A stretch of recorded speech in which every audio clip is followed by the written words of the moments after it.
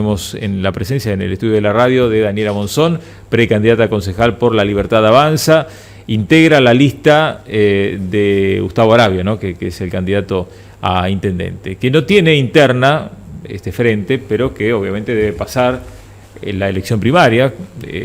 Suponemos que no va a ser tan difícil, porque hay que reunir unos 500 votos, ¿no? Daniela, ¿qué tal? ¿Cómo estás? Buenas tardes. Buenas tardes, ¿cómo estás? Sí, más o menos es el número, depende un poco, como es un porcentaje de la cantidad de gente que vaya a votar. Claro, es el 1,5% del total de votantes. Exactamente. El piso que deben sortear, digamos, las listas minoritarias.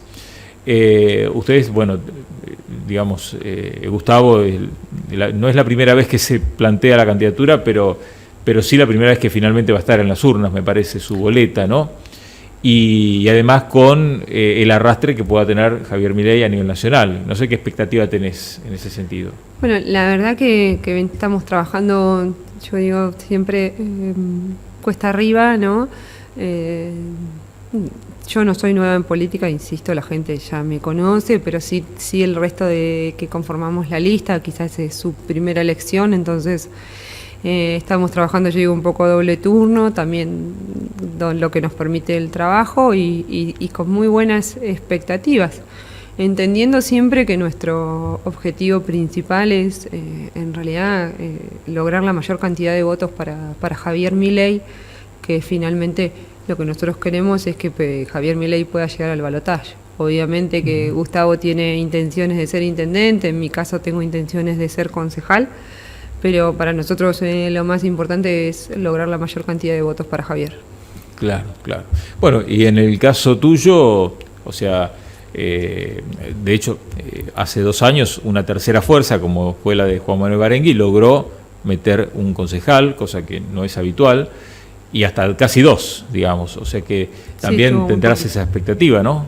Sí, Juan Manuel estuvo, yo no recuerdo, pero fueron poquitos votos de meter el segundo concejal. Nosotros obviamente que tenemos expectativas de poder entrar la mayor cantidad de concejales posibles. Siempre uno que se presenta tiene las expectativas más altas, ¿no? Obviamente. Esperemos que la gente acompañe, entiendo que hay una situación difícil que estamos viviendo todos, la situación del país, y no veo muy entusiasmada a la gente en general, sí, ¿no? No sí, con ningún candidato en sí. Apática, pero bueno, le digo que festejemos siempre esta libertad que tenemos de ir a votar, la democracia. Entiendo que es un esfuerzo grande porque 40 años de democracia y la verdad que no hemos avanzado demasiado como país, venimos muy mal del año 83 en adelante, pero bueno, siempre yo digo que se renuevan las esperanzas, así que bueno, sea la fuerza que sea que se acerque a votar, o bueno, si no le gusta nada, siempre está también la opción, qué sé yo, del voto en blanco. Claro.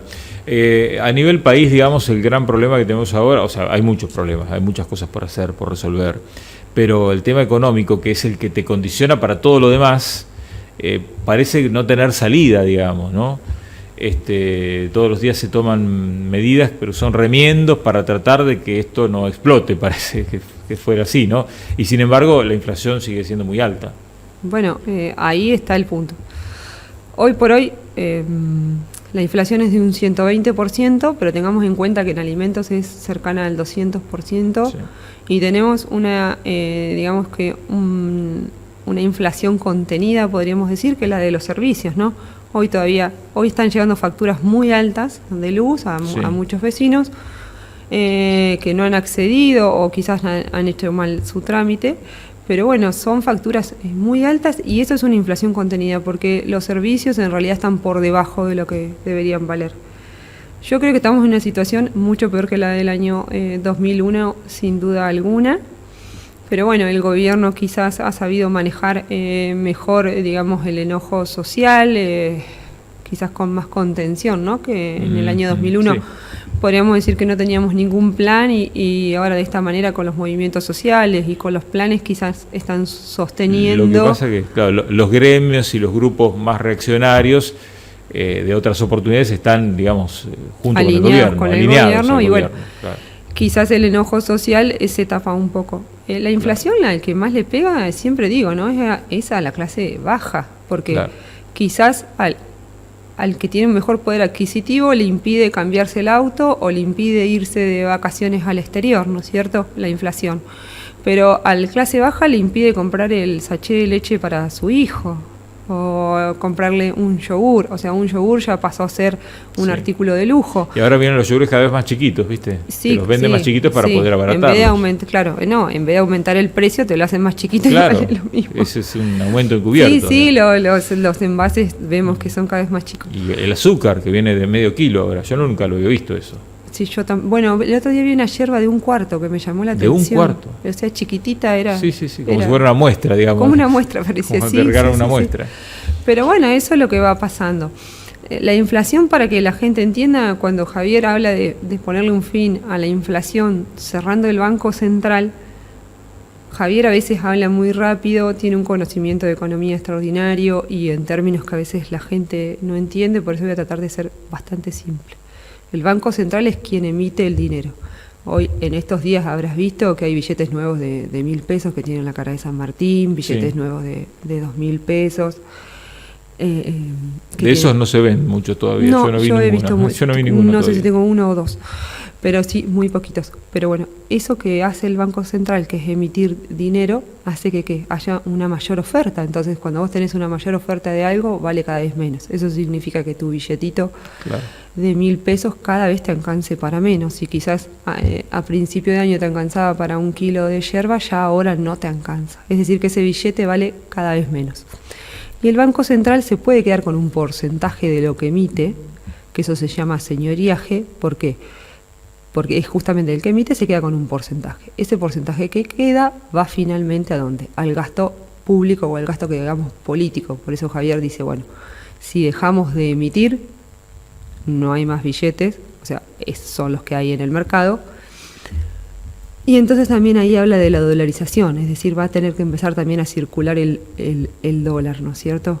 Entonces va a haber un sistema bimonetario, pero hay que dejar de emitir para dejar de que haya inflación. Claro, es porque hay una cuestión de oferta y demanda. El gasto que ya está, digamos, comprometido con la gente, porque el Estado gasta mucho porque tiene muchos compromisos, porque tiene que pagar jubilaciones que cada vez alcanzan para menos y tiene que aumentar las jubilaciones y bueno, es todo como que es difícil, digamos. Yo te doy un ejemplo simple. Vos imaginate que trabajás de lunes a lunes, 16 horas por día y no te alcanza el dinero para fin de mes. Más horas no podés trabajar porque tenés que dormir. Y entonces, ¿qué haces? O te achicás los gastos o salís a robar. Sí, obviamente. Sí. O salís a robar. Salir a robar es un delito. Entonces, lo que está haciendo el gobierno permanentemente es robarte. Porque como no le alcanza, emite dinero. Que te quita poder adquisitivo. Que te quita el poder adquisitivo al ciudadano. A todos nos quita el poder adquisitivo, pero vuelvo a insistir, la inflación al que más le pega es a la clase media baja. Hoy tenemos un 30% de trabajadores que son pobres. O sea, vos vas a trabajar y sos pobre. Vos pensá hoy en un empleado municipal que gana promedio 70.000 pesos. Va a trabajar y es pobre. Es indigente. Es indigente. El que gana menos de 70, indigente. Por supuesto. Y lo mismo un jubilado. Entonces vos decís, ¿qué tengo que hacer? ¿Seguir emitiendo o achicar el gasto? Achicar el gasto. Sí. ¿Cómo vas a achicar el gasto? A ver, esa es la cuestión. Porque esa es la gran gran desafío, ¿no? Porque decís, bueno, ¿por dónde recortar? Bueno, en primer lugar, una de las cosas que tenés que hacer cuando él habla de la reforma, yo digo jubilatoria, es empezar a entender que el político y el ciudadano tenemos que tener los mismos derechos. O sea, político y ciudadano es lo mismo. Sí. Y hoy tenemos jubilaciones de privilegio, ¿no es cierto? Y empezá a contar la cantidad de diputados que tenemos, la cantidad de senadores que tenemos, activos y pasivos.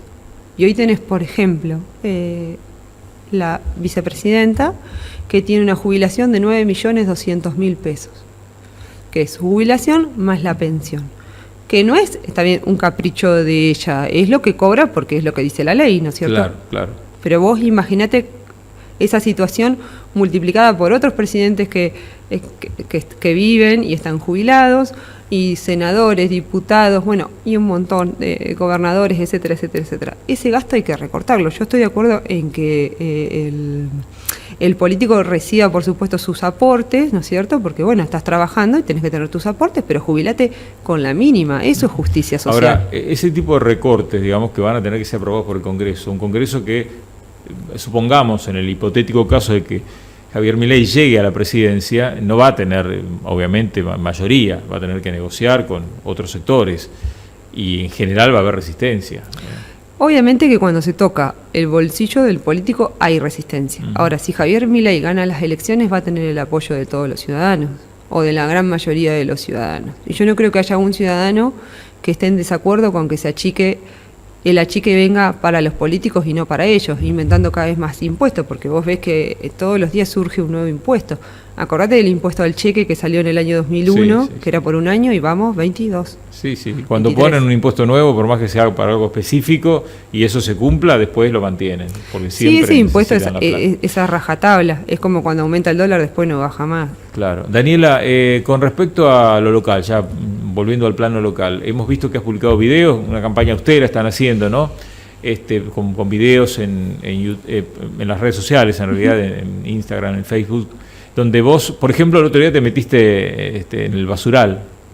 Sí. ¿Sin permiso lo hiciste? ¿Cómo fue eso? A ver. No, yo he escuchado a las autoridades municipales en innumerables cantidades de veces que te invitan a recorrer el basural, la planta de reciclado que está abierta a cualquier vecino.